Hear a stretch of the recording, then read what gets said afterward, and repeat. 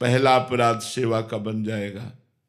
सवारी पर चढ़कर पैरों में पादुका पहनकर भगवत दर्शन के लिए जाना, ये सेवा अपराध है। भक्ति एक विशुद्ध समर्पण का भाव है। भरत जी महाराज जब चित्रकूट में पहुंचे तो अत्यंत सुकुमार श्री चरण भरत जी के पैदल चल रहे थे, तो छाले पड़ गए थे चरणों में। ये देख करके वशिष्ठ जी ने कहा, भरत, ये बड़े बड़े राजवाहन चल रहे हैं, आप घुड़सवारी कर लीजिए, आप रथ में बैठ लीजिए, आपके चरणों की हालत क्या हो, या पादुका पहन लीजिए। तो भरत जी ने जो उत्तर दिया, सिर भर जाऊं उचित अस मोरा, सबसे सेवक धर्म कठोरा। प्रभु, जहां मेरे प्राण प्यारे भगवान श्री राम सियाजू के चरण चिन्ह हैं, वहां मैं पादुका पहन कर जाऊं, सवारी पे बैठ के जाऊं, उचित तो ऐसा है प्रभु कि जहां मेरे सिया राम के चरण है वहां मैं सिर के बल जाऊं, सिर भर जाऊं उचित अस्मोरा। मैं अपने स्वामी के दर्शन करने जा रहा हूं, चल नहीं पा रहा हूं, लेकिन मुझे सिर के बल जाना चाहिए, चरणों से नहीं, क्योंकि चरण चिन्ह मेरे स्वामी के बने हुए हैं। भक्ति एक विशिष्ट भाव है जो भगवान को भी अधीन कर लेती है। इसीलिए भक्त, उपासक, वैष्णव, भजनानंदी को चाहिए कि अपने प्रभु के श्री विग्रह के दर्शन करने के लिए जब हम मंदिर में जाएं तो कम से कम 100 कदम पहले उतर जाएं और नंगे पैर जाएं। अगर आप सवारी में चढ़कर जाते हैं, जूता पहनकर मंदिर के ऊपर चढ़ते हैं, तो ये पहला सेवा अपराध आपका बन जाएगा। दूसरा, भगवान के उत्सवों को मनाएं। हमारे सनातन धर्म में उत्सवों का बड़ा महत्व है, उससे कृपा की प्राप्ति होती है। जैसे रथ यात्रा है, जन्माष्टमी है, राधाष्टमी है, रामनवमी है, ये जो हमारे उत्सव हैं आराध्य देवों के, इसमें ये नहीं देखना चाहिए कि मैं कृष्णोपासक हूँ तो रामनवमी क्यों मनाऊं, मैं रामोपासक हूँ तो जन्माष्टमी क्यों मनाऊं। ऐसा भेद नहीं है। हम आनंदित होकर के जब कभी भगवान शिव के उत्साहपूर्ण उत्सव आते हैं, महाशिवरात्रि आदि, माता भगवती अंबाजी के नौ दुर्गा आदि, तो हम उत्सव मनाएं। सनातन धर्मावलंबी इन उत्सवों की अवहेलना न करें। उत्सव न मनाना एक अपराध है। हम 4 लोग मिलकर के रात भर नाम कीर्तन करें तो हमारी कृष्ण जन्माष्टमी हो गई, भगवत कथा सुने रात में। रामनवमी के दिन खूब उत्साहपूर्वक भगवान श्री राम के पावन चरित्रों का गायन, श्री राम जय जय राम कीर्तन करें। शिवरात्रि, नौ दुर्गा आदि, ये जो हमारे सनातन धर्म के उत्सव हैं, इनको करना चाहिए। ना करना या उत्सवों में शामिल ना होना आपकी सामर्थ्य नहीं है कि आप कर सकें, तो जहाँ उत्सव हो रहा है वहाँ घंटा 2 घंटा के लिए शामिल हो जाइए। यदि शामिल नहीं होते तो एक अपराध है। इस सेवा अपराध का दूसरा अपराध है। तीसरा, भगवान के श्री विग्रह के सामने जाकर प्रणाम न करना। भगवान के सामने गए, आप ऐसे खड़े, भगवान साक्षात विराजमान है, अर्चावतार भगवान के जैसे और अवतार हैं, ऐसे भगवान जो विग्रह में विराजमान है ये अर्चावतार हैं। तो भगवान के सामने जाकर के सबसे पहला काम होना चाहिए साष्टांग प्रणाम करें, पंचांग प्रणाम करें। साक्षात भगवान विराजमान है। आप बिल्कुल संशय मत कीजिए कि ये तो मूर्ति है। जाकी रही भावना जैसी, प्रभु मूर्ति देखी तिन तैसी। अगर आप भावना करेंगे मूर्ति है तो मूर्ति है, नहीं तो साक्षात बिहारी जी विराजमान है, किसी मूर्तिकार की रचना नहीं। साक्षात राधा वल्लभ लाल, साक्षात राधा रमण जी। ये हम पर कृपा करके विराजमान है। हमारी सामर्थ्य नहीं कि हम इनको देख सकें, तो ये अर्चा विग्रह के रूप में विराजमान है। एक बार भगवान श्री कृष्ण को साष्टांग प्रणाम करने वाले को 10 अश्वमेध यज्ञ के अवभृत स्नान का फल प्राप्त होता है। एकोपि कृष्ण कृतः प्रणामो दशाश्वमेधा अवृतेन तुल्यः। दशाश्वमेधी, जो 10 अश्वमेध करने वाला है वो पुनरेपि जन्म, बड़ी बात है, लेकिन कृष्ण प्रणामी न पुनर्भवाय। जो एक बार श्री कृष्ण को साष्टांग लेट कर प्रणाम करता है, 10 अश्वमेध यज्ञ के अवभृत स्नान का फल मिलता है। लेकिन 10 अश्वमेध यज्ञ करने वाले में और श्री कृष्ण के प्रणाम करने वाले में अंतर है कि 10 अश्वमेध यज्ञ करने वाला स्वर्ग में जाएगा, पुण्य क्षीणे मृत्युलोके विसंति, लेकिन कृष्ण प्रणामी न पुनर्भवाय। इसलिए भगवान के श्री विग्रह के सामने जाते ही साष्टांग लेट जाए या पंचांग प्रणाम करे। कम से कम इतना देहाभिमान न पुष्ट हो कि हम भगवान के सामने अवहेलना पूर्वक खड़े हैं, देखते ही हाथ जुड़ जाए, नेत्र झुक जाए, साष्टांग लेट जाए। ये वैष्णवता है, ये भक्ति है। अगर आप प्रणाम नहीं करते तो तीसरा सेवा अपराध है। चौथा, अशौच अवस्था में मंदिर में दर्शन करने जाना। आप जैसे कपड़ा सहित लेटरिन गए हैं तो आपका अधिकार नहीं कि आप मंदिर में जाकर दर्शन करें। पहले जाइए, स्नान कीजिए, वस्त्र परिवर्तन कीजिए, वस्त्र पवित्र हो और आपका शरीर पवित्र हो। वो कोशिश करो कि भाव भी पवित्र हो, तब हम भगवान के दर्शन करने के लिए जाएं। एक एक कदम में आनंद का उल्लास होता है अपने प्रभु के दर्शन करने की भावना में। यदि आप खड़े खड़े लघुशंका करते हैं, आपके वस्त्रों में पेशाब के छींटे पड़ते हैं, आप अपवित्र हैं, मंदिर जाने के योग्य नहीं है, इसीलिए बुद्धि भ्रष्ट हो जाती है, कोई भाव नहीं आता, कोई अनुभव नहीं आता। मैं आपसे सच्ची कहते हैं, प्रभु के जो श्री विग्रह हैं, हमने अब वो सब बातें नहीं बताई जाती, मतलब ये साक्षात हैं। आपको हम ये कह रहे साक्षात हैं, एक एक बात आपकी सुनते हैं, एक एक बात देखते हैं, हम कैसे तुम्हें बताएं। ये प्रभु जो श्री विग्रह में आप केवल भाव करके देखिए, वो हमारे भावों को ग्रहण करते हैं। जो प्यार से उनसे बात करो ना, सेकंड में उत्तर आता है, सेकंड में ऐसे बात करो और स्फुरित हो गया उत्तर, स्फुरित हो गया। ये प्रभु विराजमान है, तो हम अपने प्रभु के अशौच अवस्था में मंदिर दर्शन करने न जाएं। जब हमारा शरीर अपवित्र हो, हमारे वस्त्र पवित्र हो, हमारा मुख अपवित्र हो। मुख में 3 बार आचमन करें, कृष्णाय नमः, गोविंदाय नमः, अच्युताय नमः। दाहिने अंगूठे से ऐसे करके हाथ पैर धो के पवित्र होकर भगवान के दर्शन करने जाए। अपवित्र दशा में वस्त्र अपवित्र, शरीर अपवित्र, मुख अपवित्र, ऐसी दशा में भगवत दर्शन करना अपराध माना जाता है मंदिर में जाकर के। 5वां, एक हाथ से भगवान को प्रणाम करना। ये शास्त्रीय पद्धति नहीं है। संत या भगवंत को दोनों हाथ जोड़कर प्रणाम किए जाते हैं। दोनों हाथ जोड़कर संतों को प्रणाम करते हैं और भगवान के सामने दोनों हाथ, ऐसे भगवान को नहीं किया जाता। ऐसे करना एक 32 सेवा अपराधों में एक अपराध है। एक हाथ से भगवान को प्रणाम नहीं करना चाहिए। ये 5वां अपराध है जो एक हाथ से प्रणाम करते हैं। 6ठा, जब हम भगवान की परिक्रमा देते हैं तो हमारे श्री ठाकुर जी महाराज की 4 परिक्रमा होती है।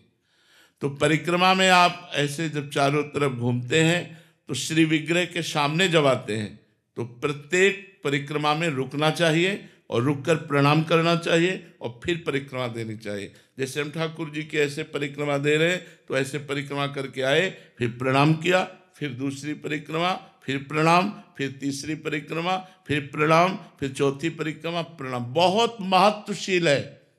भगवान की परिक्रमा करना विश्व ब्रह्मांड के समस्त पुण्यों में सर्वश्रेष्ठ है। पृथ्वी की परिक्रमा कर लो, सब तीर्थों की परिक्रमा कर लो, तो तीर्थपाद तो भगवान है। भगवान की परिक्रमा कर ली, सबकी परिक्रमा हो गई।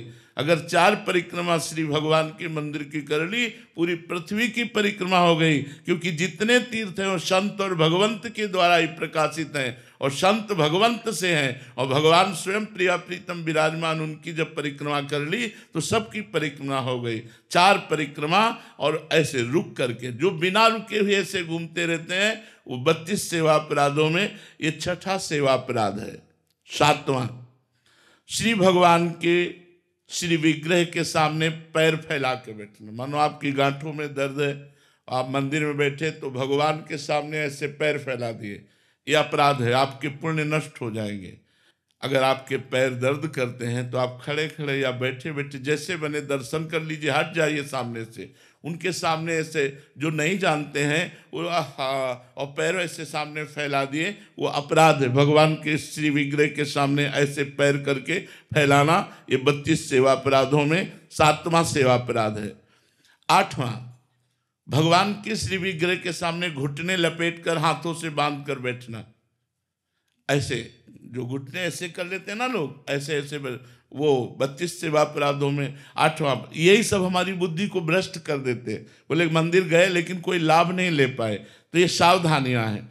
9वां, श्री भगवान के श्री विग्रह के सामने बैठ गए और जपना चाहिए मंत्र धीरे धीरे। आलस्य, प्रमाद, सोना।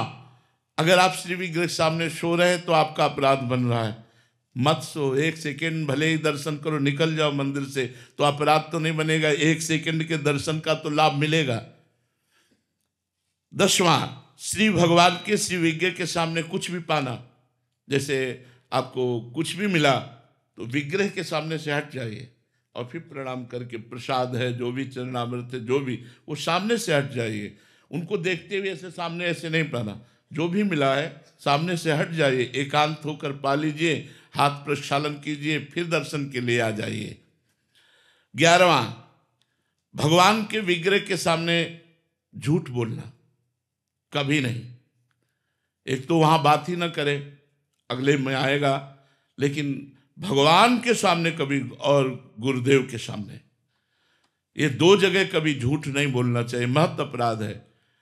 हमें चाहे जितना बड़ा दंड मिले, यदि हमने गलती की है तो अब की है, अब चाहे मुझे क्षमा कर दो चाहे दंड दो। वैसे तो कहीं झूठ नहीं बोलना चाहिए, पर अगर कहीं हमसे झूठ बोल जाता है तो हम जब भगवत आराधना करते हैं तो भस्म हो जाता है। लेकिन भगवान के सामने अगर हम झूठ बोले मंदिर में, गांव में भी किसी बात का प्रमाण लिया जाता था तो बोला जाता था आप मंदिर में चढ़ के बोल दो, हम मान जाएंगे। तो अगर मंदिर में आप हैं तो झूठ कदापि मत बोलिएगा, इतना ध्यान रखिएगा, नहीं वो अपराध बन जाएगा। भगवान के श्री विग्रह के सामने झूठ बोलना। 12वां, श्री भगवान के श्री विग्रह के सामने किसी को जोर से पुकारना, ऐसे नहीं, क्योंकि सरकार विराजमान है। अगर किसी को भी बुलाना है तो सामने से हट जाइए और उसको छू कर बुलाइए, या धीरे से उसको स्पर्श करके कोई बात कहनी। आवाज जोर दे करके मंदिर में नहीं, आवाज जोर दे करके बुलाना भगवान की अवहेलना होती है, वो अपराध बनता है। भगवान के श्री विग्रह के सामने आपस में प्रपंच की बात करना। 13वां, अब बैठे हैं बातचीत कर रहे हैं, भगवान के श्री विग्रह के सामने पंखा चल रहा है बड़ा आराम से, और भगवान के श्री विग्रह के सामने व्यर्थ की, गांव की, रिश्ते नातों की, आने जाने की, प्रपंच की बातें कर रहे हैं, ये अपराध है। भगवान के सामने बैठकर अगर कुछ करना है तो पद गायन करो, भगवान की महिमा। आज देखो ठाकुर जी कैसी सुंदर पोशाक पहने, आज उनके चरणों में पायल कितने सुंदर है, उन्हीं की शोभा का वर्णन करो, प्रपंच की बात नहीं। या तो मौन होकर नाम जप करो और या तो भगवान की चर्चा करो। हमें लगता है मौन रहकर नाम जप करना सर्वोत्तम बात रहेगी। श्री भगवान के श्री विग्रह के सामने चिल्ला चिल्ला कर उलूल जुलूल बात करना, बेमतलब ऐसे ऐसा वैसा ऐसा, मंदिर में बहुत सावधान। 15वां, श्री भगवान के श्री विग्रह के सामने किसी को दंड देना। मान लो आपकी जेब ही काट ली है, आपकी जेब काट ली, माना उस आदमी को पकड़ लिया, ठाकुर जी के सामने दंड नहीं देना है, इतनी मर्यादा रखनी। और 16वां, श्री भगवान के श्री विग्रह के सामने किसी को पीड़ा भरे कट वचन बोलना, मतलब गाली गलौज, ऐसे गंदे वचन बोलना, या ऐसा शापित वाली बात करना, ऐसा कुछ भी बोलना, या श्री भगवान के श्री विग्रह के सामने किसी पर कृपा करना। नहीं, सरकार विराजमान है।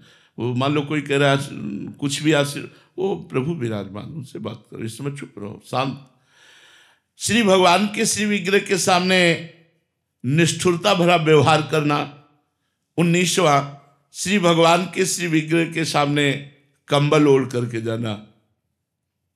सर्दी का समय है तो मानो एक लोई एक चादर ऐसे डाल लिया, वहां मार कंबल ओढ़कर भगवान के सामने जाना निषेध करता है, शास्त्र निषेध करता है।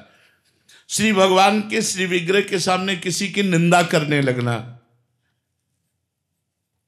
भगवान के विग्रह के सामने मौन बहुत जरूरी है। जब आप दर्शन करने जाए तो सीधे आंख मिलाया और दर्शन करते रहो, आंख नीचे किया, मंदिर से बाहर, बच गए, कोई अपराध नहीं लगेगा। श्री भगवान के श्री विग्रह के सामने किसी को स्तुति भरे वचनों से बोलने लगना। अरे भाई आप क्या गाते हैं, आप बहुत ऐसा वैसा बातचीत करने लगे, उसकी बड़ाई करने लगे। स्तुति का मतलब होता है किसी की बड़ाई करना, वो दोष है। श्री भगवान के सामने अश्लील शब्द बोलना।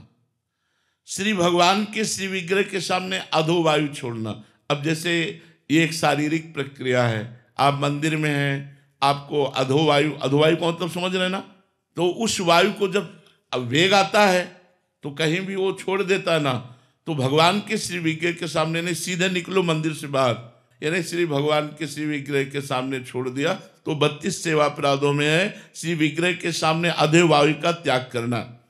और 24वां, शक्ति रहते हुए भगवान की साधारण वस्तुओं से सेवा करना। जैसे आपके पास खूब भगवान ने दिया है तो उत्तम उत्तम भोग लगाइए, उत्तम पोशाक पहनाइए, उत्तम आभूषण पहनाइए। ऐसा नहीं कि आप खा रहे हो हलवा और चाय और पकौड़ी और भगवान के सामने चिरौरी रख दिया, ये ठीक नहीं है। प्राय लोग इस बात को नहीं समझते हैं, चिरौरी बिस्कुट ये भगवान के सामने और आप गरम गरम हलवा पकौड़ी खा रहे। नहीं भाई, पहले गरम गरम बने ठाकुर जी के सामने अर्पित करो।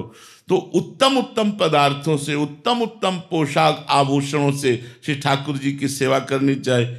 25वां, भगवान को निवेदन किए बिना अगर आप जल भी पीते हैं तो आपके सुकृतों का नाश होता है।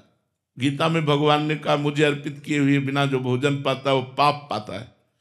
तो कोशिश करो भगवान को भोग लगा करके ही पाओ। अपने घर में जो ठाकुर हैं, और आप जहाँ नौकरी करते हैं या आप व्यापार करते हैं, ऑफिस में जाते हैं, तो 1 मिनट के लिए आप धैर्य रखिए, अपना टिफिन खोलिए और आँख मूंदिए और भगवान का चिंतन कीजिए और कहिए हे प्रभु आप भोग लगाइए, और बस अपने ठाकुर की जयकार बोलिए। जो भी आपके इष्ट है, जैसे अपने लोग राधा वल्लभ लाल की जय धीरे से बोला और बस फिर प्रसाद पाने लगे। मानसिक भगवान को तो भोग लगाए, जल है अंदर से राधा वल्लभ लाल की जय, प्रभु हमारे हृदय मंदिर में बैठे हो आप पाओ। बिना जयकार किए, बिना अर्पित किए हुए 1 बूंद पानी भी न पियो। देखो आपकी बुद्धि कितनी निर्मल हो जाएगी, कितना भजन में रुचि बढ़ेगी। जो लोग कहते हैं ना भजन में रुचि नहीं बढ़ती, तो अब मनमानी चाट पकौड़ी ऐसे दुकानों में खाते घूमोगे, भजन बढ़ेगा? बिना भगवान को अर्पित के हम कह देखो तुम्हारा मन है आज हम, चलो ठीक है आप ले लो, मान लो वही दुकान पे खाना है, आँख मूंदिए और भाव में आए कि हे प्रभु मेरा मन मतलब आप गोलगप्पा पाना चाहते, राधा राधा राधा वल्लभ लाल की जय, हर गोलगप्पा में राधा बोलिए और पवाइए, देखो आपकी बुद्धि शुद्ध रहेगी, बुद्धि भ्रष्ट नहीं होगी। ऐसे तो फिर मनमानी करने से बुद्धि अपवित्र हो जाती है।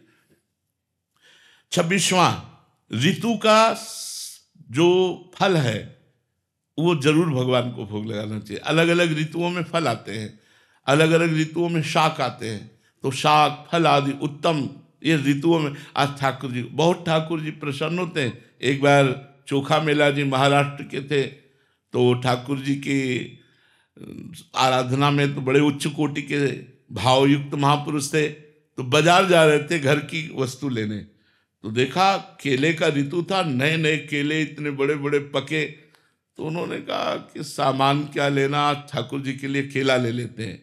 और केला लिए और मंदिर में दरवाजे पर जा कर के आवाज़ लगाई और भगवत पार्षदों को कहा विट्ठल भगवान को भोग लगा दीजिए। आज इन्होंने हमें प्रेरणा की कि केला, बोले तेरे केला कौन भोग लगाएगा, तो उन्होंने एक तरह से अपमानित करके उनको बड़ा दुख हुआ। आपने हमें प्रेरणा क्यों की, और प्रेरणा क्यों, अगर प्रेरणा की तो आपने मुझे ये धक्का दे के बाहर क्यों, ये क्या लीला है आपकी? मैं तो घर की वस्तु लेने गया था, प्रेरणा आपने की कि केला मुझे चाहिए, मैंने केला खरीद कर जब आपको दिया तो आप अपमानित करवा के मन, मुझे अपमान का दुख नहीं, लेकिन मैंने तो सुना है आप केवल भावग्राही है, किसी का भी हो आप सबके भाव ग्रहण करते हैं, मैं अपने प्राण त्याग दूंगा। और जाके घर में सिटकिनी लगाई बस कि न खाऊंगा न पीऊंगा। क्योंकि ऐसा क्या, जे ही ठाकुर जी को वहाँ रात्रि में शयन कराया गया, दरवाजा खटखटाया, चोखा मेला जी, चोखा में, वो अमृत भरी आवाज, रह न सके, तुरंत जो खोला तो श्याम कांति, और भगवान मधुर मधुर मुरली वादन करने वाले श्री कृष्ण देखा, चरणों में लौट गए, प्रभु प्रभु प्रभु आए और उनकी गोद में बैठ के बोले केला खावा, और वो वैसे ही केला रखे थे।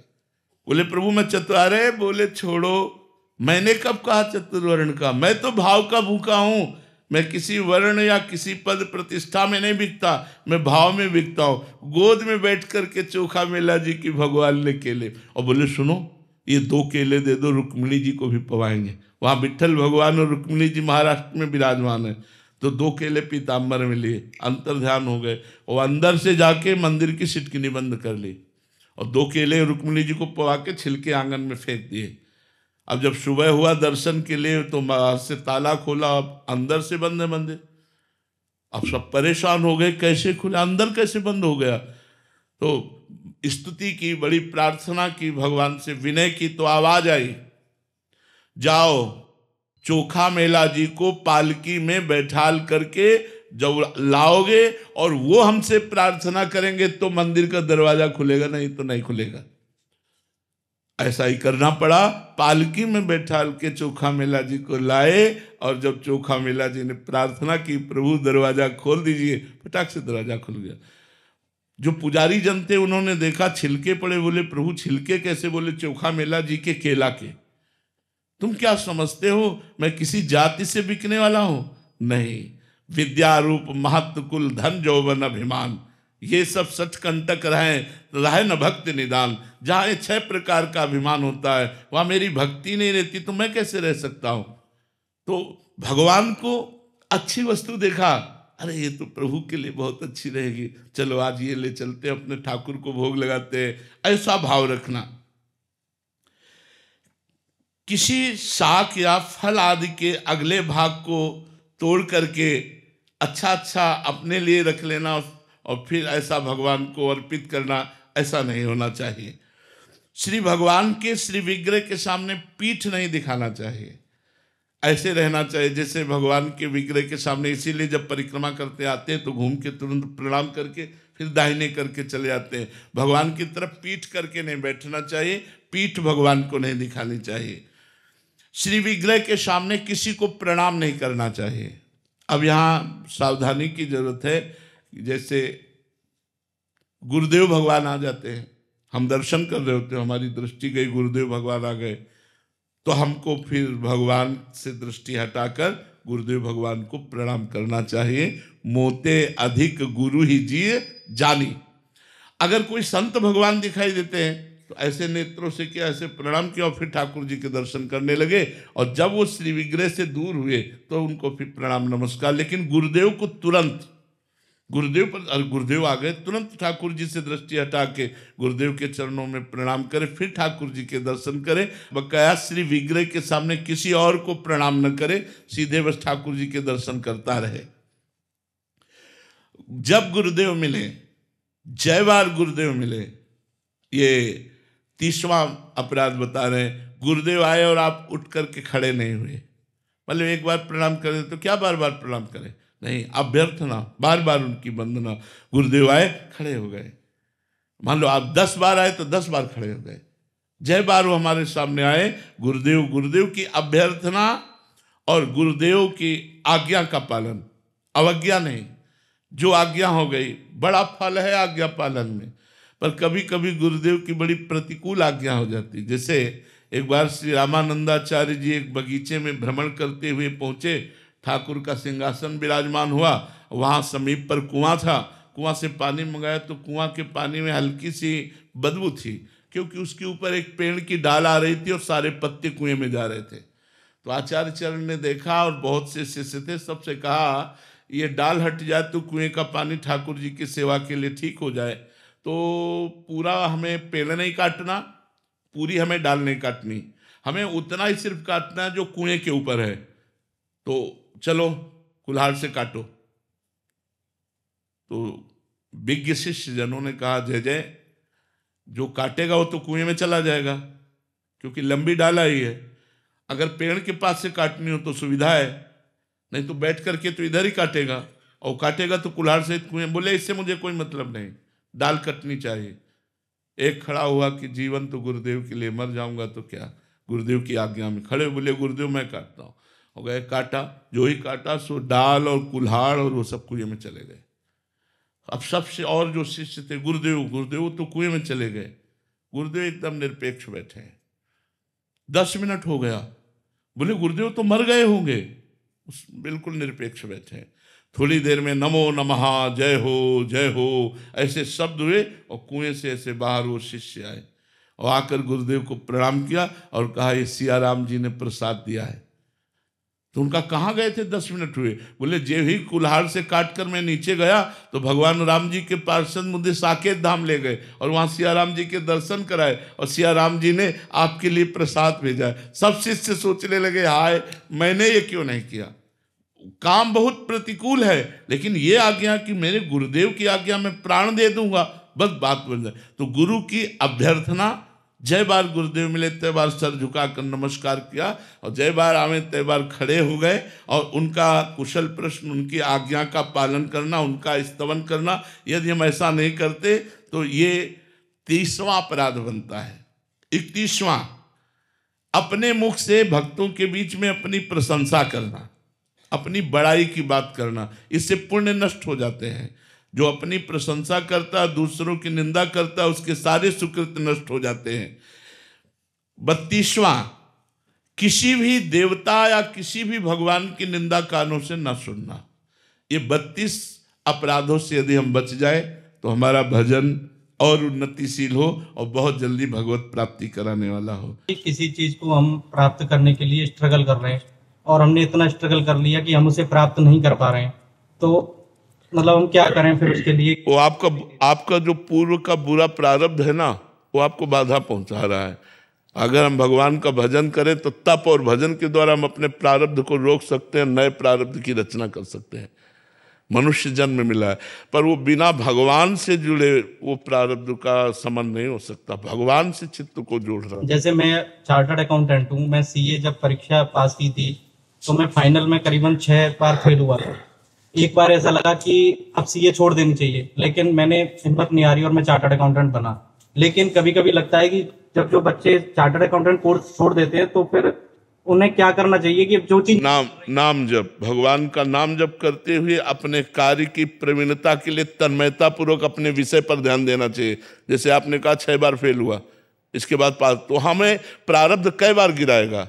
अगर हम भगवान का आश्रय लेंगे और प्रयत्न करते रहेंगे तो हमें सफलता प्राप्त होगी। निराश नहीं होना चाहिए, नाम जप करना चाहिए और अपने कार्य को बड़े मनोयोग से, जो मान लो सीए का कार्य है उसे बड़े मनोयोग से, क्योंकि प्रश्न आएंगे तो उसी के अंतर्गत आएंगे ना, तो हम बड़े मनोयोग से उस पर ध्यान दें और खूब भगवान का नाम जप करें, अच्छे आचरण करें, ब्रह्मचर्य का पालन करें, पवित्र भोजन करें, तो हमारा लौकिक पारलौकिक दोनों अच्छा हो जाएगा। खुशी जी लंदन से।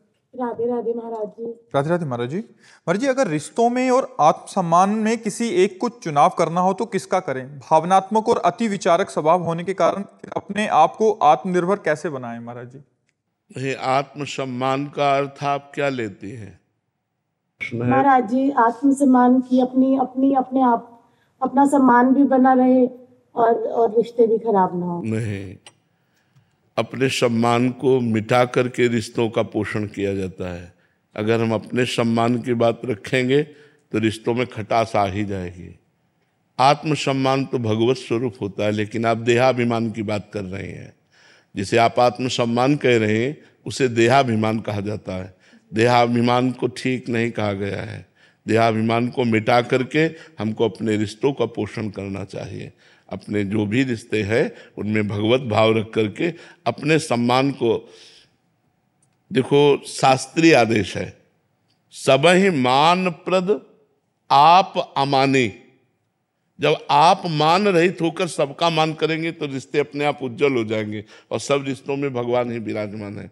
अमानिना मान देनो कीर्तनीय सदा हरि। स्वयं अमानी रहकर दूसरों को मान देना। और हम अपने सम्मान की बात अगर ध्यान रखेंगे तो खटास तो रिश्तों में आ ही जाएगी और आप जलेंगी, आपका हृदय जलेगा, आपका हृदय असंतुष्ट होगा। वो ठीक नहीं, सिद्धांत से ठीक नहीं है। सिद्धांत से आप अमानी बनिए, दूसरों को सम्मान दीजिए, दूसरों से सम्मान लेने की भावना न रखिए, दूसरों को सम्मान देने की भावना रखिए, तो आपका हृदय उदार हो जाएगा और वास्तविक आत्मसम्मान आपका होगा। वास्तविक आत्मसम्मान आपका होगा जब आपसे कोई कटु व्यवहार करे, आप उससे प्रेम का व्यवहार करें तो भगवान देख रहे हैं, वो आपको प्यार करेंगे। और जिसको भगवान प्यार करते हैं उसे सारा संसार प्यार करता है। जहाँ पर कृपा राम की हुई ता पर कृपा करे सब कोई। तो हमें लगता है आप आत्मसम्मान की भाषा को देहाभिमान में बदल रही हैं। देहाभिमान आत्मसम्मान नहीं होता, सबका सम्मान ही आत्मसम्मान होता है, क्योंकि आत्मा सब में विराजमान है। ऐसे तो रिश्तों में खटास आ जाएगी, कड़ुआहट आ जाएगी, आपका हृदय संतप्त हो उठेगा, तो ठीक नहीं है। स्वाति जी भानपुरा से। राधे राधे महाराज जी। गुरुदेव, नाम जप के उपरांत भक्ति की अगली सीढ़ी कौन सी है महाराज जी? यही पूर्णता है। पहले नाम जप वैखरी से होता है, राधा राधा राधा राधा राधा राधा राधा, फिर उपांश से होता है, फिर मानसिक होता है। ये 3 पद्धतियां हैं। परा वाणी से जब नाम चलने लगता है तो भगवान का स्वरूप सामने होता है, उनकी दिव्य लीलाएं होती हैं। ये नाम ही प्रारंभ है और नाम ही पूर्णता है।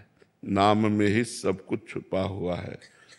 वैखरी, मध्यमा, पश्यंती और परावाणी, ये 4 वाणियां हैं। जब परावाणी से नाम चलने लगता है, और जिसे कहते रोम रोम और रग रग बोले, तब कछ स्वाद नाम को पावे। नस नाड़ियों तक में नाम समा जाता है, शरीर परम पवित्र हो जाता है, हृदय परम पवित्र हो जाता है, स्वभाव परम पवित्र हो जाता है और वो भगवत स्वरूप हो जाता है। तब नाम ही प्रारंभ है और नाम ही पूर्णता है। नाम की अगली सीढ़ी नाम ही है, पर वो उतरता चला जाएगा।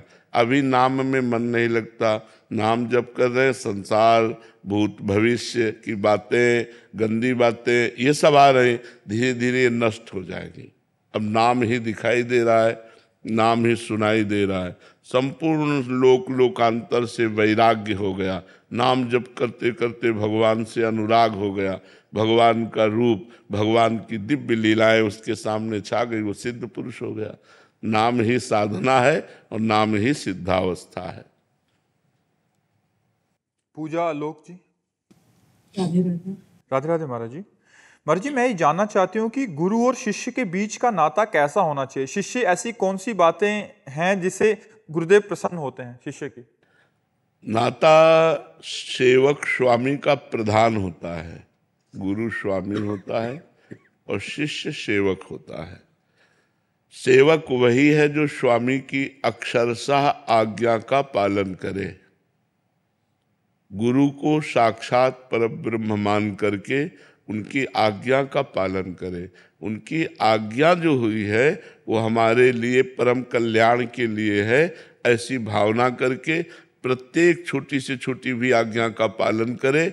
और गुरु की आज्ञा के अनुसार जब हम जीवन चलाते हैं और जब हम ऊंचाई पर पहुंचते हैं तो हम गुरु स्वरूप ही हो जाते हैं।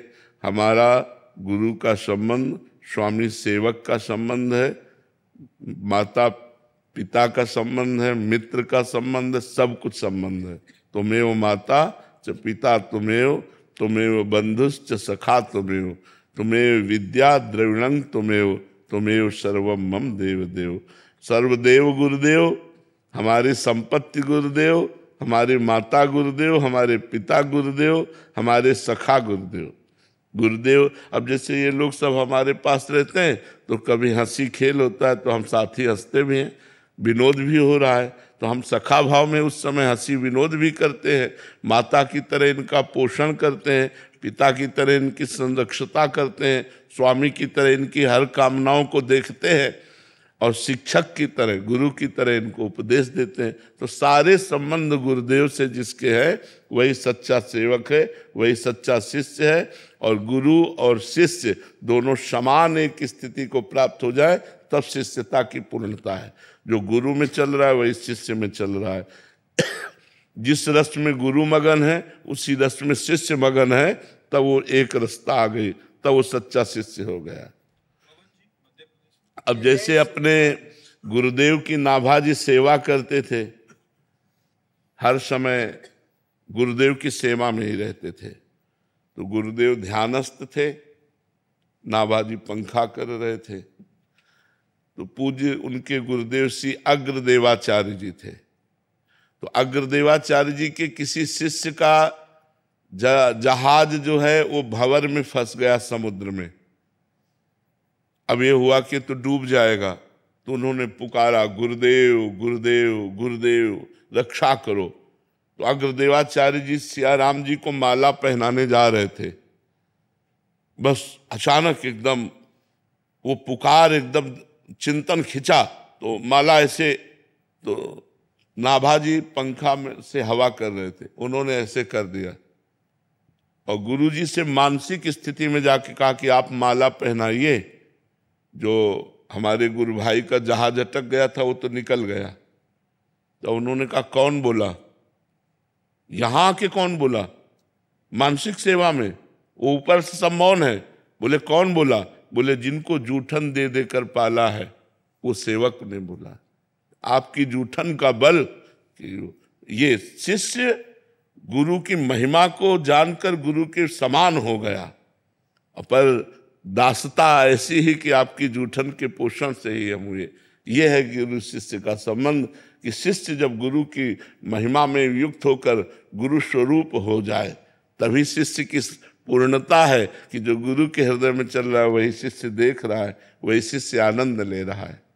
राधे राधे महाराज जी, हम आप में गुरुदेव देखते हैं, हमारा हाथ कभी नहीं छोड़ना श्री जी के। देखो, गुरुदेव कभी नहीं छोड़ते, शिष्य छोड़ देता है।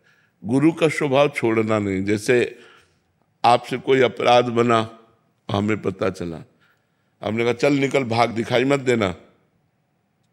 आप शाम के वहीं रोड के किनारे बैठे, मान लो कभी हम जब निकले, क्यों बैठे, दिखाई क्यों दिए? प्रभु आपके सिवा हमारी ठौर ही नहीं तो मैं जाऊं कहाँ? खत्म खेल, सारे अपराध माफ हो गए। प्रभु हमारी ठौर ही नहीं है कोई, और कोई नहीं और ठौर कोई नहीं, आपके सिवा और कोई नहीं, हमारी कोई ठौर नहीं। तो नाथ अब हम जाएं तो कहाँ जाएं? आपकी शरण में है, चाहे दंड दो चाहे क्षमा करो, पर प्रभु हम आपके चरणों को छोड़ के नहीं जा सकते। ये है गुरु भक्ति। गुरु कभी नहीं छोड़ते, आप लोग ही गुरु को छोड़ देते, उनकी आज्ञा का उल्लंघन करके मनमानी आचरण करते हैं। गुरु कभी नहीं छोड़ते। गुरु का बड़ा उदार हृदय होता है। जो परब्रह्म परमात्मा को दे दें आपकी गोद में, वो गुरु नाराज कैसे हो सकते हैं? वो आपको सुधारने के लिए नाराज का नाटक कर सकते हैं। तो आपकी निष्ठा होनी चाहिए कि गुरुदेव को छोड़कर ये मारे या प्यार करें, गुरुदेव को छोड़कर और हमारी कोई गति नहीं। पवन जी, जय जय श्री हरिवंश। जय हरिवंश महाराज जी। महाराज जी, क्या गुरु की आज्ञा में रहना ही सर्वोपरि साधन है? क्या केवल नाम जप में सारी मेहनत लगा दें करने में? तो गुरु की यही तो आज्ञा है, गुरु की यही तो आज्ञा है। भगवान के चिंतन में मेहनत लगा दो, यही गुरु की सर्वोपरि आज्ञा है। जितना भजन करोगे उतना गुरु प्रसन्न होंगे, गुरु प्रसन्न होंगे, इष्ट अनुकूल हो जाएंगे, सारी बात लगे।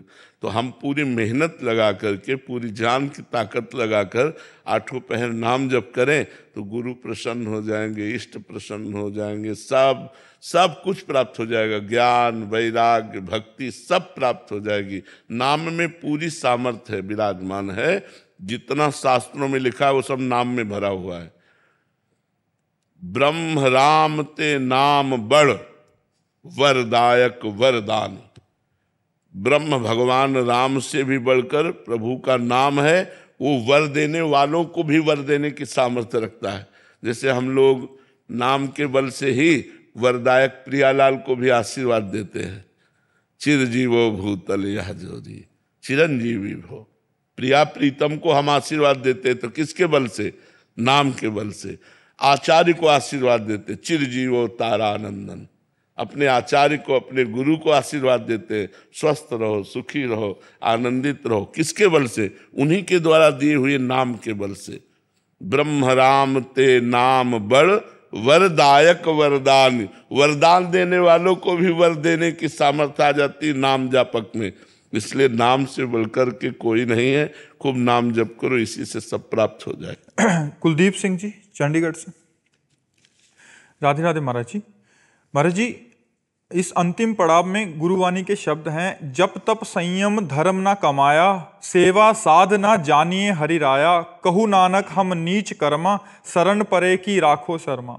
महाराज जी, याद करके बहुत पछताता हूँ, कृपया मार्गदर्शन करें कि बची हुई सांसों को कैसे संभालूं। नानक साहब तो बता तो दिए ना, शरण गए की शरण परे की राखो शर्मा। हाँ, आपकी शरण में इस बात को आप देखिए, मेरे से तो न साधु सेवा बनी न मेरा भजन बना। हे नाथ, बस मैं आपकी शरण में हूँ, इस बात की लाज रख लीजिए कि मैं आपकी शरण में। ये खास बात है, जब जीव हृदय से भगवान की शरणागति हो जाता है तो सारी जिम्मेवारी भगवान स्वीकार कर लेते हैं। हमें चाहिए मन वचन और कर्म से अब जब से जागृत हुए तो हम अपने गुरुवाणी की शरण में हो जाएं, हम अपने वाहे गुरु की शरण में हो जाए, परमात्मा की शरण में हो जाए, अकाल पुरुष की शरण में हो जाए, जिससे हमारा काम बन जाए। शरणागति हृदय से होती है। ये आर्त भाव है कि न मेरे से कोई जप तप बना, न मेरे से साधु सेवा बनी, अब तो प्रभु मेरा जीवन व्यर्थ ही है, मैं आपकी शरण में हूँ।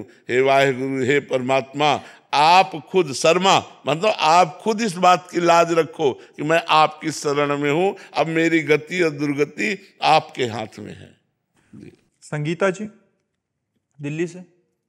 श्री हरिवंश महाराज जी। महाराज जी, मेरा ये पापी मन ना तो वाणी पाठ में लगता है, ना ही माला जप में लगता है, श्री जी की सेवा में तो बिल्कुल नहीं लगता। ये बस सांसारिक राग द्वेष प्रपंच और भोगों में ही भटकता रहता है। इस पापी मन, हम देखो, मन को एक कोष करके अपने को छूट दे रहे हैं, गलत बात है। अगर आप केवल मन को कोसेंगे और अपने को छूट दे देंगी तो दुर्गति हो जाएगी। हम बोले राधा, बोलो राधा राधा राधा राधा, क्या करेगा मन? क्या करेगा मन? अब जब हम राधा राधा राधा की रट लगा रहे हैं तो हमारा मन क्या करेगा? अपने आप पवित्र हो जाएगा, अपने आप ठीक हो जाएगा। अब हम कहें कि मन से नाम जप हो तो सिद्धों का होता है, मन से नाम जप सिद्धों का होता है। साधकों को नाम जप वाणी से करना होता है, इसलिए वाणी से खूब नाम जप करो। अब मन लगे न लगे, नाम जब चल रहा है वाणी में, आपका परम कल्याण हो जाएगा। देखो, मन की चक्कर में मत फंसो। अगर मन की चक्कर में फंसोगे तो दुर्गति कर देगा ये। हमको नाम पकड़ना है, जबरदस्ती पकड़ना है, नियम पूर्वक जपना। इसीलिए हम काउंटर को बहुत अच्छा समझते हैं। जो काउंटर आज लग चला है आधुनिक ना, कि भाई आज हमने 10,000 नाम जप किया, आज हमने 12,000 नाम जप किया, आज हमने 50,000 नाम जप किया। करना चाहिए, इससे उत्साह बढ़ता है। और कैसे भी हो, नाम तो जिह्वा से चल रहा है ना, इसलिए तुम्हारा परम मंगल हो जाएगा। काउंटर आदि ये बहुत उत्साह पैदा करते हैं कि आज हमने इतना नाम जप किया, आज हमने इतना नाम जप किया। इसलिए करना चाहिए, सबको करना चाहिए। 5,000 नाम रोज जपना शुरू कीजिए, फिर आगे बढ़िए। शुरू करेंगी? हाँ, ऐसे राधा राधा राधा राधा राधा राधा राधा राधा 5,000 बार राधा राधा को, मन लगे न लगे, फिर आप देखो कैसा आनंद आने लगेगा धीरे धीरे। सुमन जी पंजाब से। महाराज जी, दुख में भजन छूट जाता है तो महाराज जी ऐसे में कैसे? दुख में भजन तो अधिक होता है, इसका मतलब आपका भजन में अभ्यास नहीं है, इसीलिए है ऐसा। जो दुख में भजन नहीं कर पाता और सुख में क्या भजन करता है? अनुकूलता का कहीं भजन होता है? भजन तो हमें तो लगता है दुख में ज्यादा होता है। जब प्रतिकूलता, अपमान, निंदा, विपत्ति, दुख ये घेरे हों तो हमारा चित्त भगवान में स्थित होना चाहिए, तभी माना जाएगा वो भजन करता है। नहीं तो फिर भजन क्या, दुख में आया और भजन भूल गए, प्रभु का सुमिरन भूल गए, इसका मतलब भजन ठीक नहीं है। अभी भजन ठीक नहीं है, भजन को ठीक करो, अभ्यास ठीक करो भजन का। दुख में भी हमारी चित्तवृत्ति भगवान में लगनी चाहिए, अधिक लगनी चाहिए। कुंती जी ने तो भगवान से दुख ही मांगा कि हर समय दुख एक ऐसा है जो भगवान का स्मरण कराता है। तो कुंती जी ने भगवान से कहा मुझे सदैव दुख प्रदान कीजिए, भगवान से कहा विपत्ति दीजिए, पग पग पर विपत्ति दीजिए, जिससे मैं आपका स्मरण कर सकूं।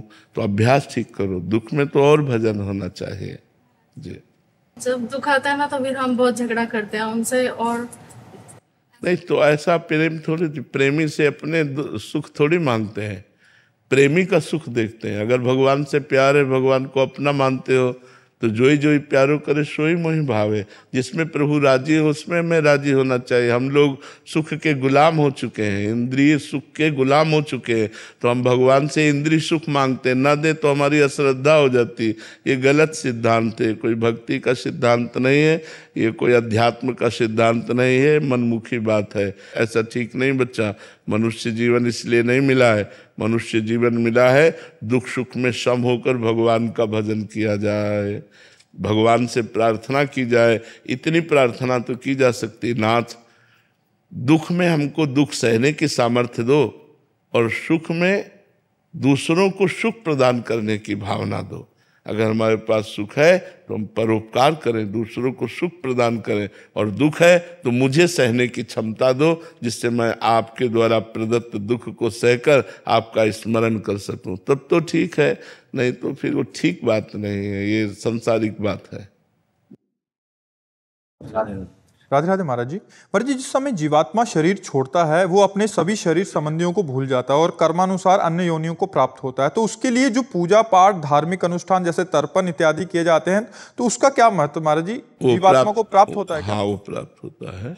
ये भागवतिक संस्कार, जैसे आपने पंडित लोग संकल्प कराते हैं ना जिसके नाम से, तो संकल्प करा करके जो ही मंत्र पढ़कर उसको पिंडदान किया गया, या उसके निमित्त भंडारा किया गया, या उसके निमित्त पुण्य दिया गया, तो वो पुण्य जो है वहाँ पहुँच जाएगा। जिस देवता को साक्षी करके किया गया वो देवता उसको पहुँचाएगा, चाहे जिस योनि में हो उसकी उन्नति होने लगेगी, वो पुण्य उसको बढ़ा देगा, वो पुण्य उसकी तृप्ति करने लगेगा, उसकी उन्नति कर देगा। तो ये हमारे धर्मशास्त्रों का जो नियम है, ये कोई व्यर्थ नहीं है कि वो मर गया तो वो कौन, नहीं, ट्रांसफर होता है।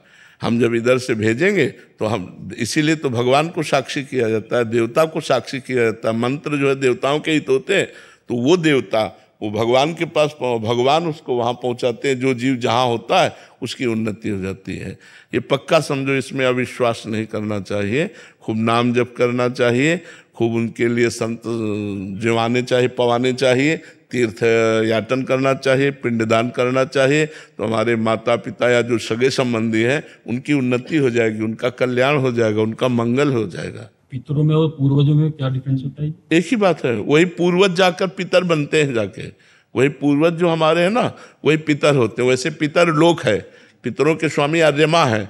जितने हमारे पूर्वज होते हैं वो जाकर के पितर लोक में, तो पितर लोक अगर वो कहीं अन्य जगह गए हुए हैं तो पितर लोक से वहाँ ट्रांसफर हो जाएगा, पुण्य वहाँ पहुँच जाएगा। ये डिपार्टमेंट अलग अलग बना हुआ है।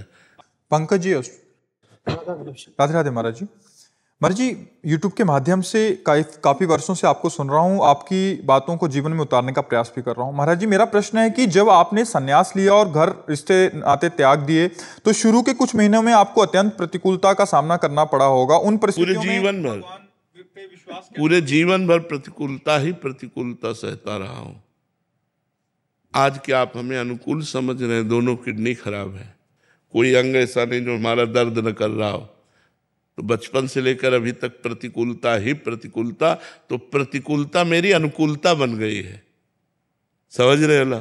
दुख सहते सहते दुख मेरा साथी बन गया है, इसलिए मुझे अब दुख से परेशानी नहीं रहती। अब दुख, अपमान, निंदा, इनसे मुझे प्यार हो गया है।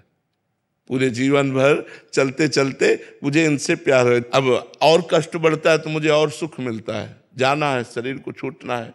मैं शरीर नहीं हूँ, ये नाशवान है, मैं भगवान का दास हूँ। वो अविनाशी स्वरूप हमारा है जो चिदानंद में सेवा में भगवान की जाता है। इसलिए हाँ, पहले दिन हमारे विश्वास को भगवान शंकर ने पुष्ट किया। जब मैं 13 वर्ष का शरीर था तो शाम के माताजी से केवल बताया, पिताजी से तो हिम्मत नहीं थी क्योंकि बहुत कठोर स्वभाव के थे, तो उनसे डर लगता था बात करने में। तो माताजी से कहा कि माताजी हम कल बाबा जी बन जाएंगे, बाबा जी बन जाएंगे। उन्होंने विनोद समझा और हमारी बात बन गई, क्योंकि उन्होंने विनोद समझा। अगर सीरियस समझती तो रो देती या कुछ हमको आदेश करती, और उन्होंने विनोद समझा तो ध्यान ही नहीं दिया। भगवान ने हमारी बात बना दी। सब सो रहे थे, उठे, पिताजी को मानसिक प्रणाम किया, सैया पर थे, माताजी को प्रणाम किया, भाई बहनों को हाथ जोड़ा, और एक छोटी सी गीता, और एक ब्राह्मण कुल में जन्मे थे इसलिए चटाई, और वो एक लोटा, क्योंकि गायत्री यज्ञोपवीत हो जाता है ना, तो गायत्री के लिए उतना लेकर बस वो फिर घर से भागे। पैजामा कुर्ता या ऐसा पैंट शर्ट, हाफ पैंट या शर्ट या पैजामा कुर्ता क्या था मुझे ध्यान नहीं है उस समय, मतलब गृहस्थी वेश में ही भागे। और 15 किलोमीटर चलने के बाद थक गए तो एक शंकर जी का मंदिर आता है नंदेश्वर, सरसौल ब्लॉक में नंदेश्वर महादेव, वहाँ जंगल में जाकर के रुके। अब जब 12 बजे भूख लगी, क्योंकि सुबह से कुछ ना कुछ घर में मिल जाता था, अब सुबह तो मिला नहीं, चलते चले आए। अब दोपहर के 12 बज गए, भूख लगी, तो पहली बार हमारे मन में प्रश्न उठा कि कैसे जीवन निर्वाह होगा, जीवन निर्वाह कैसे होगा, कहाँ रहेंगे, कहाँ जाओगे। तुरंत हम कहा ये तो हमको परास्त कर देगा प्रश्न। तुरंत हम कहा भगवान जैसे रखेंगे, हम भूखों मर जाएंगे लेकिन घर नहीं जाएंगे, हर कष्ट सहेंगे। इतने में एक आदमी आ गया, हमारे विश्वास को भगवान ने तुरंत पुष्ट किया। एक आदमी आ गया, उसने कहा बच्चा यहाँ एक सूर स्वामी रहते थे, जानते हो क्या? तो हम कहा हम यहाँ नए आए, हम जानते किसी को नहीं। तो कमंडल खोला और 1 लीटर दही होगा, मीठा दही, गांव के दूध गड़वा का लाल दही, लाल रंग का हो गया। उनका तुम पी लो, अब हम वापस नहीं ले जाएंगे, उनके लिए लाए थे, वो है नहीं तो आप पी लो, वो संत कहीं चले गए होंगे। तो हमें सकुच लगी, हम कहा हम क्यों पी ले? बोले नहीं पी लो, महादेव जी की ऐसी इच्छा है। तो उसी लोटे में डाल के 3-4 लोटा निकला, छोटा लोटा था। और जब वो गए तो 1 लीटर दही में खूब छक गए ना, बस जो ही गए से शंकर जी के ऐसे पिंडी को पकड़ के खूब रोए कि हमें विश्वास हो गया कि हमारे जीवन का आप पार करेंगे, आप स्वीकार करेंगे। बस वो दिन क्या दिन, कभी घर नहीं याद आया, कभी घर नहीं गए, कभी परिवार से 1 रोटी नहीं खाई आज तक, अपने जन्मभूमि की 1 रोटी आज तक नहीं खाई जब से घर से निकले। भगवान की कृपा से तो बहुत बड़ी जीवन यात्रा कट गई। अब बताओ, हम किसी आश्रम या ऐसा हमारा उद्देश्य नहीं रहा, इसलिए हम कहीं रुकते नहीं थे। 1 दिन रुके, 2 दिन रुके, 4 दिन रुके, कोई विरक्त स्थान और भजनानंदी संत तो फिर 1-2 साल रुक जाते, जैसे सैनपुर में रुके, निम्बुआ घाट में रुके, ऐसे ऐसे स्थानों में रुके, घटिया घाट में रुके। नहीं तो ऋषिकेश से लेकर बनारस तक यही हमारा रोड था, बस यही घूमना गंगा के किनारे, और जो प्रारब्धवशात मिल जाए वही खा लेना, किसी से कुछ कहना नहीं, मांगना नहीं, कभी स्वेटर नहीं पहना, कभी शाल नहीं ओढ़ा, कभी कंबल नहीं ओढ़ा, इतने दिनों में। अब जैसे शरीर रुग्ण है तो अब ये सब सुविधाएं स्वीकार नहीं, तो इन सुविधाओं से बता रहे ना, हमें सुविधा, सुख और सम्मान और प्रशंसा, इससे हमें परहेज है। ये सब हो रहा है अंदर। आपको सच्ची बताऊं, कोई हम मतलब अहंकार या सफाई की बात नहीं है, इसका कोई महत्व नहीं, ये सब मायाकृत लीला हो रही है। तो जो हमें दुख की बात रही, तो पहले हमें कष्ट लगता था, जब कष्ट लगता तो होता मुझे भगवान प्राप्त करना है, चुप शांत सह लो, चुपचाप सह लो। हम 2 श्लोक गीता जी के ये बहुत हमें काम दिए। पहला, मात्रा स्पर्शास्तु कौन्तेय शीतोष्ण सुख दुखदा आगमा पाइनो अनित्यास्तास्ति तिक्षस्व भारत और दूसरा यम ही न व्यथ्यन्ते ते पुरुषम पुरुषर्षभ सम दुखा सुखा धीरम स्वमृतत्वाय कल्पते। जहाँ हमारा मन हमको विचित करता सो इन श्लोक को इनका अर्थ विचार करने लगते। भगवान ने कहा ए चुप शांत सह सह सह सहते सहते सहते सहते भगवान ने श्री धाम वृंदावन का वास देकर अब यहाँ पूर्णता कर दी। अब हमें कुछ नहीं चाहिए, अब हमारे अंदर की कोई सांसारिक मांग नहीं रह गई कि अब हमको ये सुख सुविधा मिले या कुछ, बस एक ही बात रह गई कि मैं प्रभु को कहीं भूल न जाऊं। एक डर बना रहता है, मैं कहीं इस बाजार में अपने प्रभु को न भूल जाऊं। इसलिए उनसे यही प्रार्थना करते रहते कि पूरे जीवन आपके चरणों में गया, अब कहीं आखिरी में लाके ऐसी खंदक में मत डाल देना कि आपको भूल जाए। यश कीर्ति प्रशंसा सब वैभव कहीं ऐसा न हो नाथ आपको भूल जाए, क्योंकि हमारा लक्ष्य ये नहीं है, हमारा लक्ष्य आप है, आपको कभी भूलूं नहीं। तो दुख तो हमारे जीवन का मित्र रहा है और वही मित्र हमको भगवान से जोड़ दिया। तो ये जीवन कथा है हमारी पीछे से लेकर के अभी तक। महाराज जी हम पर भी दया कीजिए कि हम भी भजन नहीं छूटे हमारा। हाँ, यही सबसे बड़ी बात है, भजन न छूटे, यही सार बात है। सार बात यही कि महाराज जी संसारिक जीव जो हम जैसे हैं उनको तो एकांत काटने को दौड़ता है महाराज जी, हमें समाज काटने को दौड़ता है। मैं आपको हमारा मन जो है वो सही पूछो तो आज हमारा मन उस बात को लेकर के ललचाता है जिस बात को भगवान ने हमें पहले दिया था। जो गंगा किनारे का जीवन था उस बात को लेकर ललचाता है, लेकिन अब हम असमर्थ हैं। अगर हमारा शरीर स्वस्थ होता तो आपको सही कहते हैं ये सौभाग्य आप लोगों को ना मिलता, हमको ये सब अच्छा नहीं लगता। ये पूरे भारतवर्ष के जो गृहस्थ और ब्रह्मचारी हैं इनके संशय मिट जाए। पूरे भारतवर्ष के लाडली जो ऐसी कृपा करे कि उनके जो गृहस्थ हैं या ब्रह्मचारी भी हैं उनके सबके संशय मिट जाएं, जो आप कार्य कर रहे हैं। प्रयास आप संतों की कृपा से यही है कि हमारे सब समाज अध्यात्म से जुड़े, व्यभिचार और व्यसन से बिलग रहे। जो आज हमारे समाज में व्यभिचार बढ़ रहा है, boyfriend girlfriend live in relation, जो व्यसन बढ़ रहे, नए नए बच्चे गंदे आचरणों में लग रहे हैं, तो प्रार्थना यही करते हैं कि सब हमारे देशवासी विदेश का आचरण न करें, विदेशी लोगों का अनुकरण न करें। हमारा धर्म प्रधान देश है, हमारे देश को समझो। 4 आश्रम 4 वर्ण व्यवस्था बनाई गई है। पहला आश्रम ब्रह्मचर्य है सबका, सबको ब्रह्मचर्य का। आज उसी पहले आश्रम को ही अगर नष्ट कर दिया गया तो हमारी कैसे धर्म व्यवस्था कैसे चलेगी। धर्म व्यवस्था का पहला आश्रम ब्रह्मचर्य, पहले आश्रम में ही व्यभिचार प्रवेश कर गया तो फिर कैसे चलेगा। इसलिए आप सब संतों की कृपा से लाडली जी के द्वारा ये ऐसा हो रहा है कि कुछ लोग बदल भी रहे हैं, सुन सुन करके लोग बदल भी रहे हैं। तो बदलेंगे, उनकी सीमाएं हैं, बदलने तक की सीमाएं। वैसे संत तो असीमित है, उसकी बदलने की सीमा है जी, लेकिन सर्वेश्वर के लिए तो बदलने के लिए असीमित है। क्या इस कलिकाल से क्या करें, इससे निवेदन करने से मानेगा, क्या करेगा। बड़ा त्राही त्राही है, बहुत। वैसे युग धर्म का प्रभाव होता है, इसलिए भगवान छूट दिए होते हैं और अपने संतों को पावर देकर रोकने का काम करते हैं। बकाया युग धर्म से के लिए नहीं, अगर वो चाहे तो एक संकल्प मात्र से अनंत ब्रह्मांडों का 1 मिनट में परिवर्तन हो जाए। अब हम लोग तो दीपक की तरह हैं, जो तो अपना अपना उजाला प्रकाश कर, कोई 10 को संभाल रहा है, कोई 100 को संभाल रहा है, कोई 1000 को संभाल रहा है, लेकिन पूरी सृष्टि को संभालना तो सिर्फ सर्वेश्वर भगवान के ऊपर है। पर युग धर्म के अनुसार वो भी छूट देते हैं, क्योंकि शास्त्रों में लिखा हुआ है, जैसे कलयुग का प्रभाव है तो शास्त्रों में लिखा हुआ है, तो इसीलिए उसका प्रभाव अपना पड़ेगा। पर संत जन लड़ते रहते हैं, उसके प्रभाव को दबाते रहते हैं और भगवान की जय और अध्यात्म की जय बुलवाते रहते हैं, अध्यात्म का संस्कार प्रकाशित करते रहते हैं। सबको देख के बड़ा आनंद आता है, ठीक है, लेकिन ये सब संशय रहित कैसे हो पाएंगे, ये कलिकाल में बहुत मुश्किल है। सो कलिकाल कठिन उर्गारी, पाप परायण सब नर, सब नर कल्पित करें अचारा, जाय न वरन अनीति अपारा। तो क्या सर्वेश्वर की लीला है? हाँ, सर्वेश्वर की लीला ही मानी। हम लोगों के जो पुराने प्रारब्ध के भोग बाकी है वो हम भोग रहे हैं।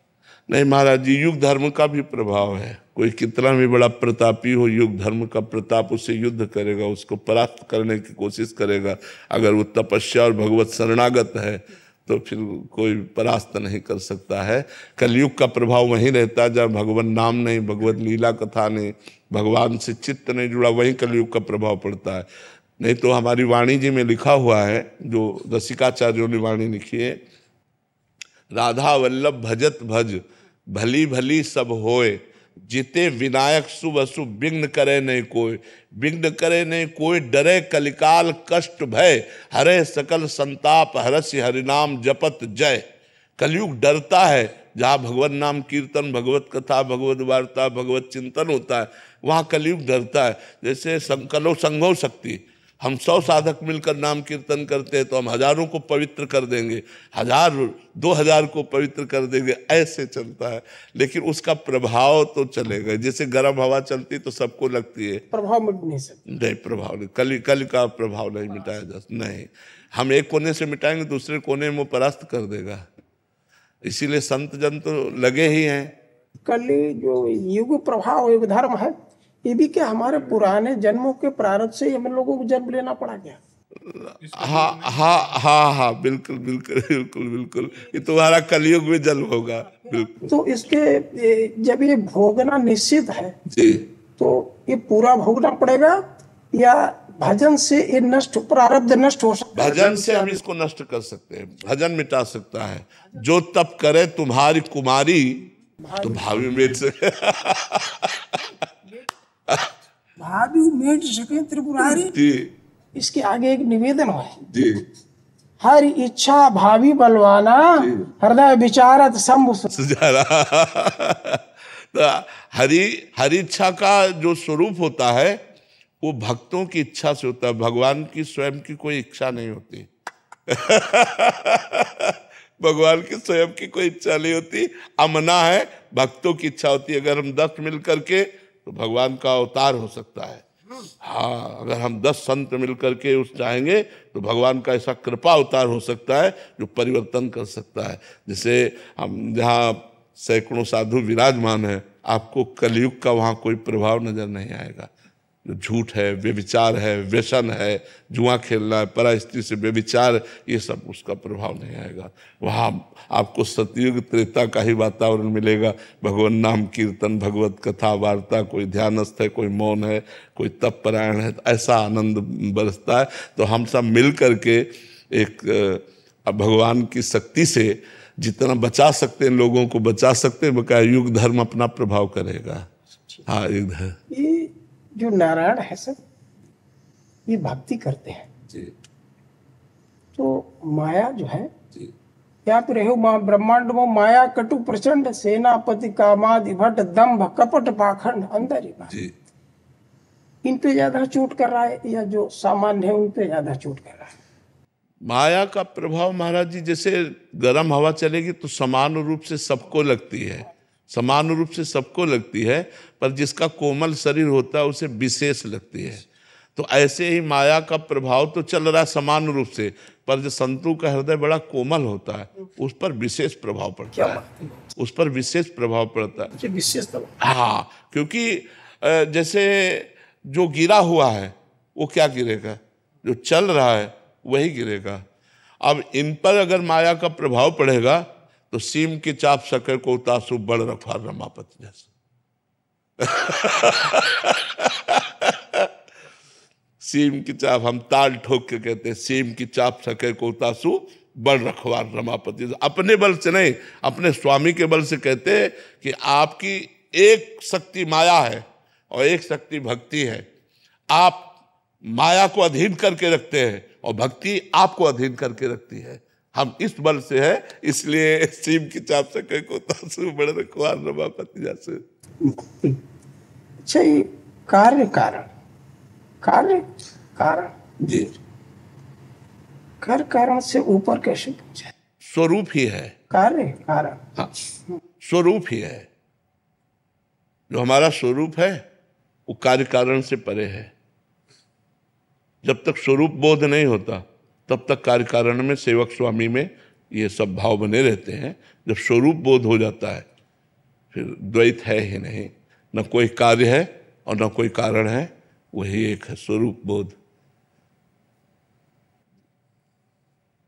ये जो जीव जो यहाँ जिनके पास बिल्कुल धन नहीं है, पहुंच नहीं सकते, क्या जिनके पास बिल्कुल भी धन नहीं है, जैसे धाम आदि में पहुंच नहीं सकते जी, तो ये सब नारायण को आपके समान सामर्थ्य देके उनके पास भेजा जाए तो कैसा रहे?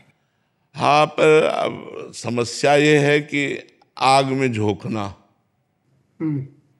समस्या ये है कि आग में झोंकना। ये किसी गृहस्थ के घर जब रुकेंगे तो गृहस्थ के हाव भाव और उससे ये प्रभावित हो जाएंगे। जब तक ब्रह्म बोध नहीं होता या जब तक भगवत साक्षात्कार नहीं होता तब तक हम प्रचार का मतलब अधिकार नहीं समझते। अच्छा, प्रचार का अधिकारी वही है जो स्वरूप बोध संपन्न, वही प्रचार का अधिकारी है। अभी इसके मतलब ये सब नारायण पूर्ण रूप से तैयार नहीं। अब बच्चे हैं। हाँ, तो आप वैकुंठ से ज्यादा मजबूत स्थिति में हो, इससे ज्यादा कुछ हो नहीं। ठीक है, मजबूत स्थिति में होगी। अपने को जीतना है, कुछ नहीं जीतना। कामना करनी है तो कामना को जीतने की कामना कर लोगे तो फिर जो महाराज बता रहे हैं कहीं भी सो जाओगे, सब मिट्टी है। ठीक है, ऐसी कृपा करो ये सब नारायण तैयार हो जाए।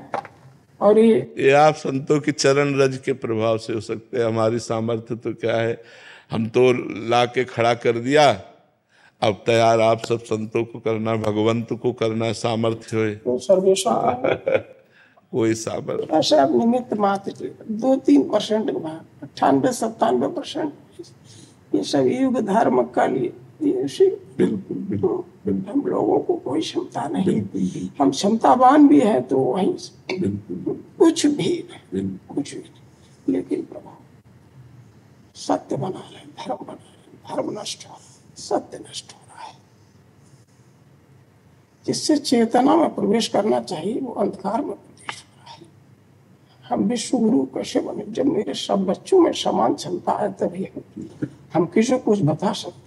तो हम विश्व के बस आप ही कृपा करो और भगवान कृपा करे तो बस हो सकता है। आप गुरु हैं, आप पर ब्रह्म है, आपकी कृपा महत्वपूर्ण है। हम तो बस दो रोटी मांग के खा लेते। आप बहुत प्रसन्न हो, मैं बहुत, आप सब लोग ऐसे ही शंकराचार्य भगवान की तरह पूरे विश्व को आलोकित करो, यही शुभेच्छा है। ओ जय हो सर्वेश्वर, जय हो विश्वनाथ, जय हो विश्वनाथ, जय हो विश्वनाथ। शुभम करोति कल्याणम, ज्ञान भक्ति वैराग्य वर्धनम, ज्ञान भक्ति वैराग्य सब प्रणाम।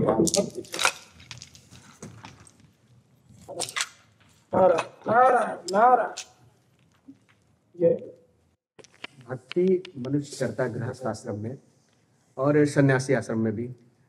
तो क्या भक्ति में जैसे मन विचलित होता है और भक्ति आती है फिर विचलित हो जाता है, इसका क्या कारण?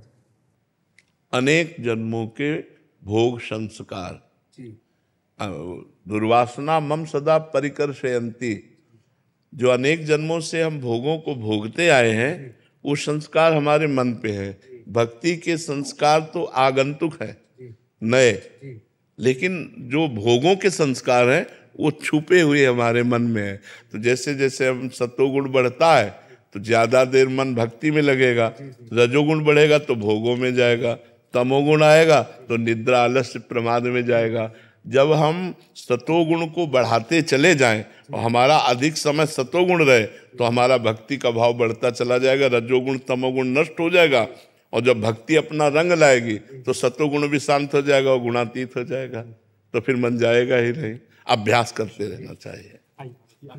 प्रत्यक्ष रूप से महापुरुष संग नहीं रह पा रहा, क्या बड़ा कष्ट है, भटक जाने का भी कष्ट है कि प्रकट रूप में महापुरुषों का सानिध्य नहीं मिल रहा है, इसलिए उसका कष्ट है और कहीं भटक ना जाऊं इसका भी डर है अंदर। ये बिल्कुल डरते रहोगे तो बच जाओगे। बहुत आकर्षण है माया का बड़े बड़े ज्ञानियों के चित्त में क्षोभ पैदा कर देती है। बचा जा सकता है तो संतों की बाउंड्री हो और उसके अंदर रह रहे हो तो बच सकते हैं, संत समुदाय के बीच में। महाराज जी व्यक्त रूप से नहीं रह पा रहे तो अव्यक्त रूप से संतों का सानिध्य नाम जप से, नाम जप करो। बड़े बड़े संत स्वप्न में आके उपदेश करने लगेंगे। नाम जप, डट के नाम जप करो, उठते बैठते चलते फिरते हर समय नाम जप करो। फिर हमारी बात का आप अनुभव करना हम क्या कह रहे थे। नाम जप करो, जो भगवान का नाम प्रिय हो, हर समय नाम जप। पर जी फिर एक प्रश्न आता है कि नाम जप करते हैं, 10 माला कर ली, 12 माला, तो क्या निरंतरता लाने? हाँ ना, ये 10-12 वाली बात नहीं, ये हर श्वास वाली बात है। कोई भी सेवा कर रहे हैं, कोई भी सेवा कर रहे हैं, हाँ, बहुत सारे कार्य हैं। बिल्कुल बिल्कुल बिल्कुल। आप कुछ दिन निरंतर नाम चला कर देखो, फिर आपको कैसा लगता है आप खुद बताना हमें। महाराज जी थोड़े दिन होता है फिर वापिस नहीं, व्यवहार में उतरना, हाँ व्यवहार में उतरना साधक को बहुत घातक है, बहुत घातक है। मतलब हम कैसे तुम्हें बताएं, साधक को बहुत घातक है। व्यवहार में संभल पाना बड़ा कठिन है। तो हमें लगता है कुछ दिन एकांत का सेवन अगर करो तो ज़्यादा अच्छा रहेगा। अगर कहीं ऐसा मिले कि संत समागम मिलता रहे और एकांत में खूब अच्छी साधना और भगवत साक्षात्कार हो जाए, फिर व्यवहार में उतरे तो कोई परेशानी नहीं होती। यही महाराज जी द्वंद्व चलता है। व्यवहार छोड़ के वापिस जाते तो वो लोग कहेंगे इस गौ सेवा छोड़ के चले गए, इधर छोड़ के चले गए, वो भी वापिस समाज का भय। और नाम जप करो, गौ सेवा करते रहो, बचते रहो। भक्ति पथ पे चलने के लिए क्या रास्ता है? गुरुदेव के चरणों का सुदृढ़ आश्रय जी, गुरुदेव के चरणों का सुदृढ़ आश्रय। अगर गुरुदेव के चरणों का सुदृढ़ आश्रय नहीं है तो मन मुखी आचरण करने से हम भगवान की भक्ति नहीं प्राप्त कर सकते। 64 भक्ति के अंगों में सबसे पहला अंग है गुरु पादाश्रय, गुरु के चरणों का आश्रय।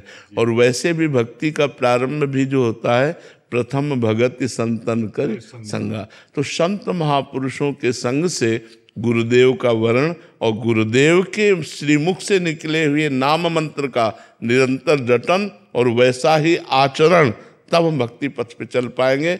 नहीं, कली का प्रभाव ऐसा है कि पाखंड और दंभ में परास्त कर देगा। युग धर्म इतना प्रबल है कि पाखंड और दंभ की इतनी प्रबलता कि फटाक से घुस जाएगा और हम भक्ति समझ नहीं पाएंगे, समझ पा रहेंगे कि भक्ति कर रहे हैं और पाखंड और दंभ में अपना समय व्यतीत करने लगेंगे। जब आंतरिक वस्तु की प्राप्ति की लालसा खो जाए और बाहरी वस्तु की लालसा लग जाए तो समझ लो दंभ और पाखंड का प्रादुर्भाव हो गया। तो हम लोग चलते तो हैं भगवान की प्राप्ति के लिए, लेकिन बीच में कलयुग ऐसी टांग मार देता है कि हम कंचन कामिनी कीर्ति में ही फंसकर गिर जाते हैं और भगवान की प्राप्ति की लालसा खो बैठते हैं। नहीं तो जिस वैराग्य से हम घर से निकले थे, उसी वैराग्य से हमारा वैराग्य प्रतिपल बढ़ना चाहिए और समस्त लोक लोकांतरों के भोगों से वैराग्य प्राप्त करके भगवान के अनुराग में डूब जाना चाहिए। ये होता है गुरु कृपा से। इसलिए गुरु पादाश्रय, बिना गुरु के चरणों का आश्रय लिए कोई भी साधक सिद्ध नहीं हो सकता। जी महाराज जी, आप सब गृहस्थ में रहते हैं, बट गृहस्थ की बहुत सारी ऐसी जिम्मेदारियां होती हैं, परिवार की जिम्मेदारियां होती हैं, गृहस्थ कार्य होते हैं, ऑफिस जाना होता है। ऐसे में भजन बहुत बाधित होता है और करना भी चाहे तो हो नहीं पाता। महाराज जी ऐसे में आपका, महाराज जी करना चाहे तो हो नहीं पाता, ऐसी बात तो नहीं है, क्योंकि युद्ध से बढ़कर के कोई कर्तव्य कर्म मुझे तो समझ में नहीं आता। जब भगवान ने अर्जुन जी से कहा मामुनिस्मर युद्ध च, मेरा स्मरण करते हुए युद्ध करो, तो हमें लगता है कि हर कार्य भगवान का भजन करते हुए हो सकता है यदि हम सावधानी रखें तो। अब जो कार्य एकाग्रता पूर्वक ऑफिस में, व्यापार में या जिस भी डिपार्टमेंट में है कि आप बहुत एकाग्र हो जाते हैं तो भगवान का नाम भूल जाते हैं, तो हमने एक उपाय बताया है, उस कर्म को भी भगवान को समर्पित कर देना। जो कर्म भगवान को समर्पित कर दिया जाता है वो भगवान की प्राप्ति कराने योग्य हो जाता है।